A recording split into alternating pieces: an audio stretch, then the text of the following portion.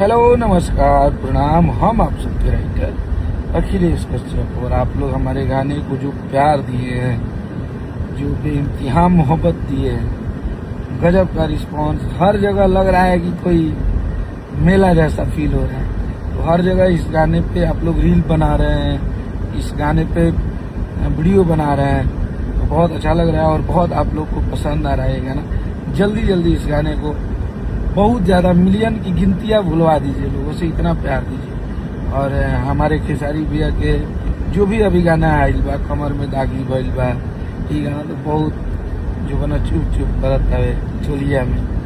तो अभी हर गाना खेसारी भैया का बहुत बढ़िया ट्रेंड करता, बाज रहल बा। हमेशा से आप लोग करीले बन, यही आशीर्वाद प्यार आप सबके बनल रहो।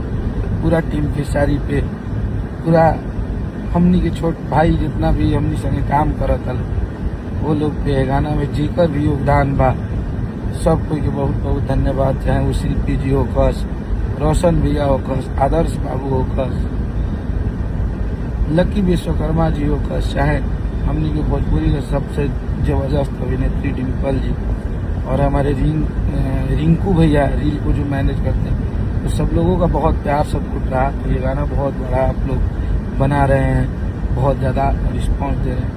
Thank you so much. और सबसे बड़ा धन्यवाद आप सभी का, ऑडियंस का, जो आप लोग हमारे लेखनी पे हमेशा से भरोसा किया है।